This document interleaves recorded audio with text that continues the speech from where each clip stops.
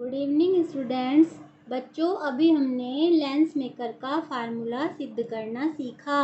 अब उसी के फार्मूले के आधार पर हम सीखेंगे कि किसी भी लेंस की जो फोकस दूरी होती है वो उसके पदार्थ के अपवर्तनांक और उसकी वक्रता त्रिज्याओं पर किस प्रकार से निर्भर करती है। इस फार्मूले से स्पष्ट है कि फोकस दूरी n पर डिपेंड करती है और r पर। n के इन्वर्सली प्रोपोर्शनल दिखाई गई है और r के प्रोपोर्शनल दिखाई गई है, यानी कि r बढ़ेगा तो f बढ़ेगा, n बढ़ेगा तो f घटेगा। यानी कि इसके क्या है, ये व्युत्क्रमानुपाती f है और वक्रता त्रिज्याओं के क्या है, ये अनुक्रमानुपाती है। तो यहाँ पे बच्चों हमें देखना है, यदि पहले सबसे अपवर्तनांक पर निर्भरता, कि यदि हम अपने लेंस को एक प्रकार के किसी द्रव में डुबाते हैं, सामान्य रूप से हम लेंस को हवा में रखते हैं, जैसे कि हमने अभी पिछले डेरिवेशन में पढ़ा, हमने कहाँ रखा था लेंस को, हवा में रखा था N1। अब हमने लेंस को एक ऐसे द्रव में डुबाया है, यानी कि लिक्विड में डुबाया है जिसका निरपेक्ष अपवर्तनांक कांच के निरपेक्ष अपवर्तनांक से कम है, यानी कि ANL is less than ANG। तो लिक्विड के सापेक्ष कांच का जो अपवर्तनांक होगा LNG, वो किसके बराबर हो जाएगा, ANG वायु के सापेक्ष कांच का अपवर्तनांक बटे वायु के सापेक्ष उस लिक्विड का अपवर्तनांक। अब इससे क्योंकि ANG बड़ा है और ANL छोटा है, तो LNG क्या हो जाएगा, LNG छोटा हो जाएगा ANG से, क्योंकि ये जब इसको डिवाइड करेगा तो इसकी वैल्यू कम आएगी। अब हमने क्या किया, फोकस दूरी का फार्मूला लिख लिया, एक बार लिक्विड के लिए और एक बार एयर के लिए।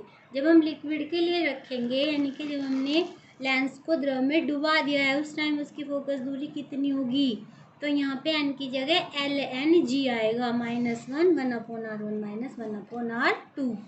और एयर के लिए ANG -1 1/r1 -1/r2।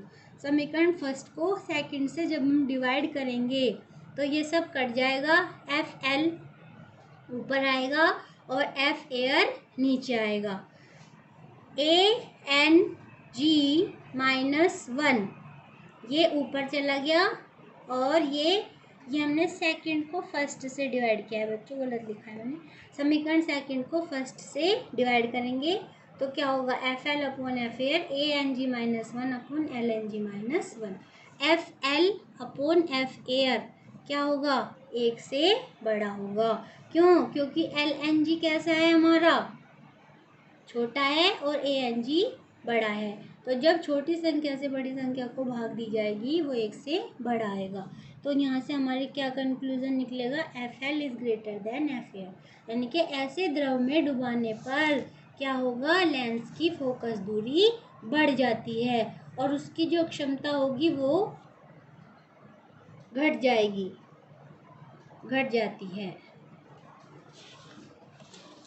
लेंस को ऐसे द्रव में डुबाया जिसका वायु के सापेक्ष अपवर्तनांक लेंस के पदार्थ के वायु के सापेक्ष अपवर्तनांक से अधिक है, तो उस स्थिति में हमारा जो LNG होगा वो 1 से छोटा होगा। और 1/FL का जो फार्मूला निकलेगा उससे क्या पता चलेगा, जब यहाँ 1 से छोटी राशि में से घटाया जाएगा तो निगेटिव आएगी राइट हैंड साइड, तो यहाँ पे हमारा FL निगेटिव आता है। FL निगेटिव का मतलब है कि उसकी फोकस दूरी बदल जाएगी, उसका चिन्ह बदल जाएगा, पॉजिटिव निगेटिव निगेटिव पॉजिटिव हो जाएगी।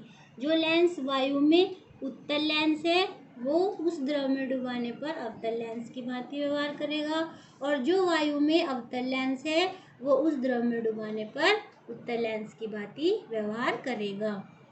इसमें एक उदाहरण दिया हुआ है, वायु का बुलबुला जो जल के अंदर होता है वो अवतल लेंस की भांति व्यवहार करता है।